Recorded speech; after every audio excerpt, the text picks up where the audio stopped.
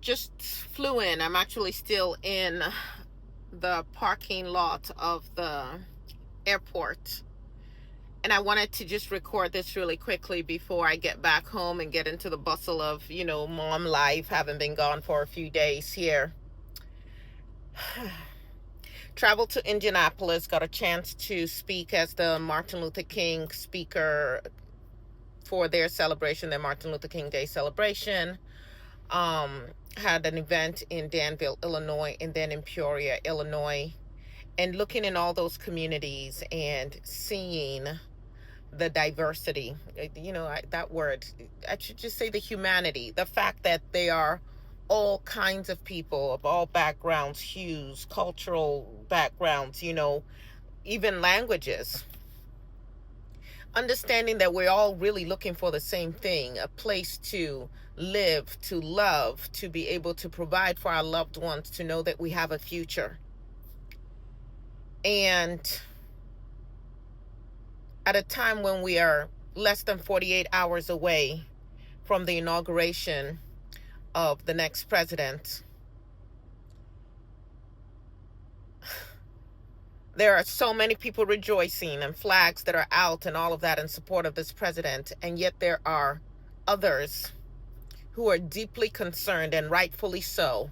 What would this mean for their jobs? What would this mean for their livelihood? What would this mean for, being able to get social security or getting any kind of assistance? Because we're a country that spends way more on defense than we do on actually providing for the social needs of our people. I'm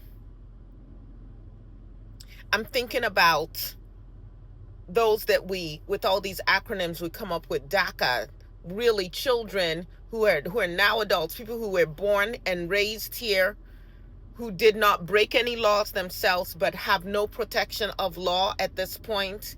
People who are being threatened with deportation because they are illegal. I mean, just the idea that we call people legal and illegal, like we are all human beings and the world belongs to all of us. And yes, I'm not so naive that I don't understand that they're not economic implications, but let's just take the economic part of it. Do you know that so-called illegal and other migrants add more to the economy of the United States of America than whatever is spent? And I'm looking at a billboard in Danville, Illinois, advertising the pediatricians for this hospital, and every single last one of them had a name that would be considered un-American. And I'm walking through the hallways of this beautiful edifice that houses this organization, and most of the people that I see doing the cleaning and some of the menial work look like Black and brown people. And I go and I meet with some of the people who are in research and development, and many of them come with amazing skill sets. Some of them have been hired because in addition to the scientific knowledge that they also have the language skills to be able to communicate with people beyond just these English borders that we have drawn up and we think is the whole world.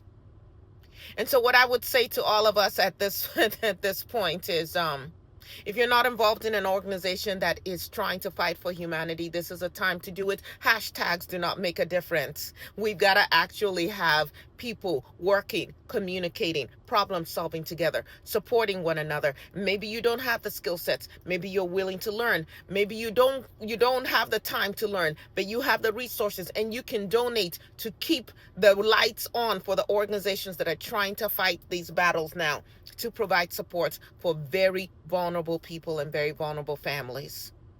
We're talking about family separation like it's no big deal. My goodness, what do we gain from what we are trying to do right now? It is so interesting that we have allowed oligarchs, multi-billionaires, to tell those of us who are barely middle class, the working poor, to tell us, to convince us that the reason that things are hard for us, the reason why we can't stretch that dollar like we used to before, is because immigrants who have nothing are threatening them. Meanwhile, these are the same people advocating and ensuring that the minimum wage stays the same year after year after year, while their wealth, doubles and triples and quadruples, and they've like increased it 10 times in that same period of time. Think of the wealth transfer that took place during the pandemic when all these multimillionaires and billionaires were able to get loans from the government that they never had to pay back. But you want to get upset at somebody's school loan being canceled? We are being lied to, misinformed. And so during this time, more than ever, with all of these billionaires capitulating and, oh, now there'll be no fact checking, whatever, we're just going to lie. People, you need to go back and look at one of the books on the banned list. I think it's 1984, George Orwell. Go back and read that. I mean, like literally what this man wrote about is happening right now. Go back and read about the civil rights movement and how it was organizations and people joining organizations and people coming together that were able to push back against the wave of hate. Go back and look at the women's suffrage movement and understand what it took. And please don't sit in your homes wringing your arms, or worse, numbing yourself with alcohol and games and music and ball games and all manner of things that just keep you asleep.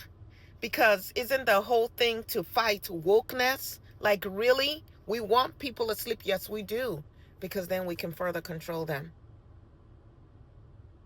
What I'm saying is, it's time to get informed, and it's time to be part of the solution in a very active way. Because all it takes for evil to prosper is for good people to do nothing.